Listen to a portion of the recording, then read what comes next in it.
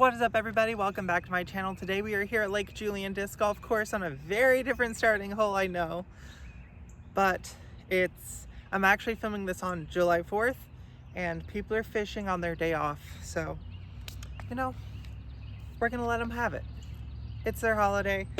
We are out filming so this is gonna be Formwork, and very similar to the last backhand Formwork, we're gonna be talking about nose angle. But here's the difference. Instead of throwing these super fast rim drivers, I have 4 9-speeds.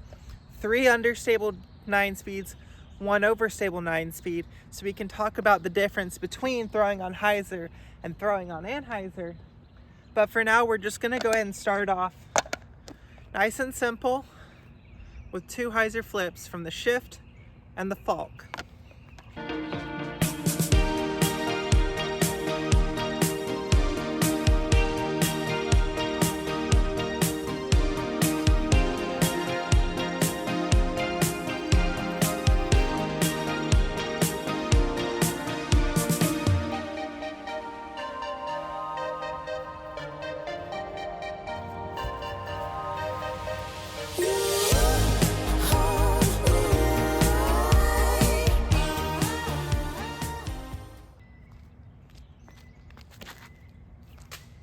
Okay, grip lock on first throw of the day.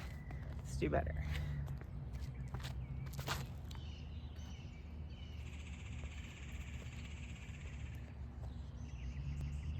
So the reason that we are talking about overstable versus understable and hyzer versus anhyzer is that for the majority of people to throw on anhyzer, it tends to come out extremely nose up. And it's easier for people to throw nose down if they throw on hyzer. Generally speaking, because you're able to get your body hunched over the shot and you're not trying to pull it out across your chest. You're trying to kind of keep it a little bit lower to you.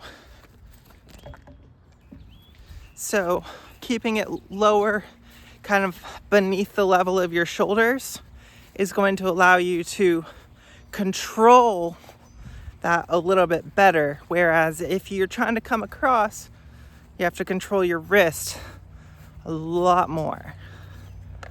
So how do we do that? I'm gonna teach you how to reverse Airbounce. And we're gonna knock out all the hot sunny ones before it gets too warm out here. So what is a reverse Airbounce?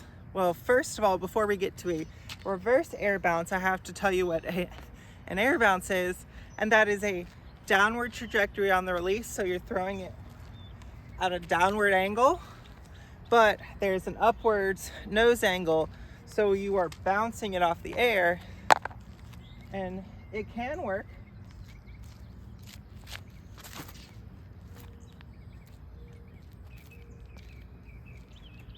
But that's a virus. And if I throw that actually nose down, it's going over to the right. So how do I reverse Airbounce? So instead of throwing downward trajectory up, I'm gonna throw upward trajectory pointed down. This is a fireball, much more overstable than a virus.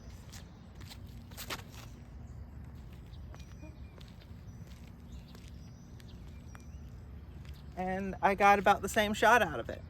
Same distance, but this one, the fireball, feels like a better shot. Now what happens if I take a more understable disc and throw the fireball shot?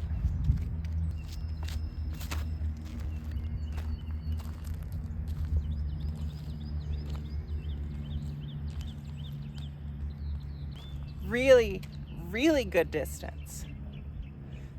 So how do we consistently reverse Airbounce it, throwing it with upward trajectory but with a downward nose angle?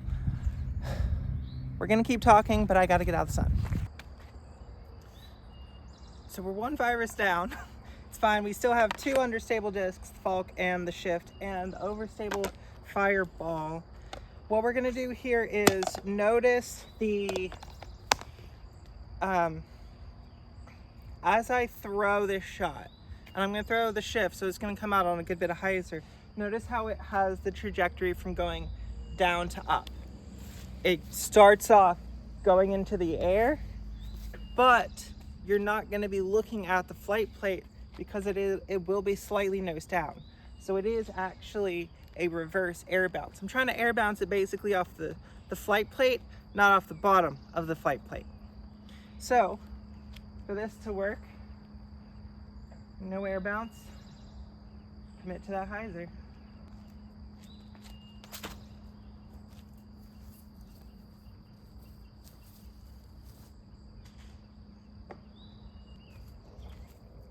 How about that?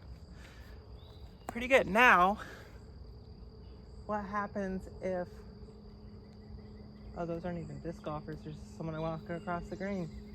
Wow. Now, how do we get the fireball to do that? Because you can absolutely 100% get a fireball to do that same type of shot shape. Well, maybe not quite as line drive. It's gonna have a little more swing. But to throw this fireball, to get it to go that straight, I'm gonna have to throw it on an anhyzer. But if I come over it and try to throw the normal level of shot, it's gonna be too low. And out here we have water. We don't wanna be too low, and anhyzers tend to kind of drop fast. Hyzers tend to float a little bit better. So you have to give it air on anhyzer. You have to come up and have that trajectory, but at the last second you have to give the nose angle down, because you're giving it upward trajectory and upward nose angle, and at the last second you have to make sure that you get it there and not here. It's a very minute difference, but it is a huge difference in the flight of the disc.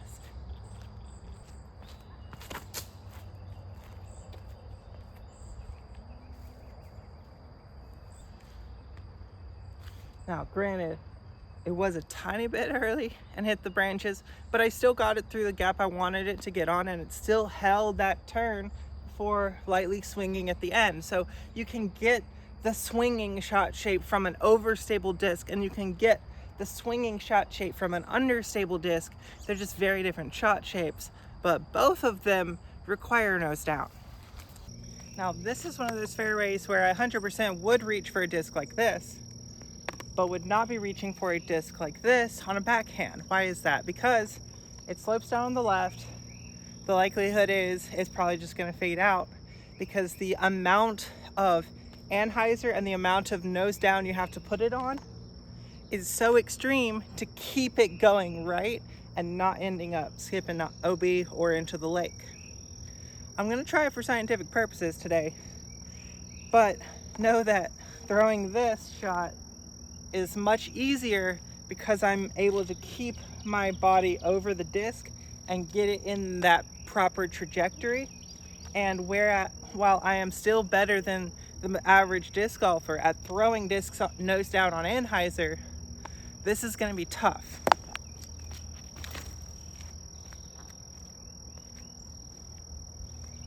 And there it swings out. That's why you don't, it got lucky.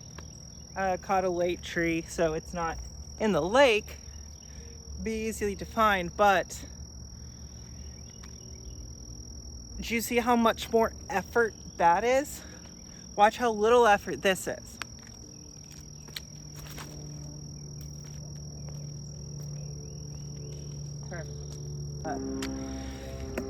I hope you guys see the picture here. To get a disc to go far, it needs air underneath it, so you do have to throw it up.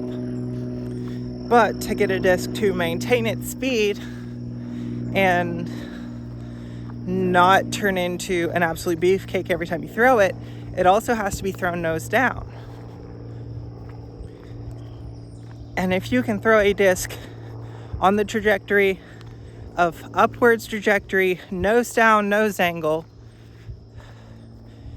and you can do that with basically every disc in your bag, you're going to see much more consistency out of the discs in your bag. Try it on hyzer first, and as you get more confident with that, then start to work on that anhyzer, because the anhyzer is much more difficult. I spent 15 years trying to teach myself how to throw properly on anhyzer, and it took about 2 years, and I'm already better at throwing hyzers than I am at anhyzers. So hyzer is an easier release to work with and an easier release to practice and master. So master that release, and then you can work on the anhyzers, because it's tough. Hopefully you guys enjoy content like this. If so, please make sure to like the video. If you want to see new stuff though, make sure to comment all that down below. Please make sure to subscribe. It helps you guys out with these subscriber-only giveaways. And if you want to be automatically entered into monthly giveaways, check out the memberships as well. Until next time, see you out on the course.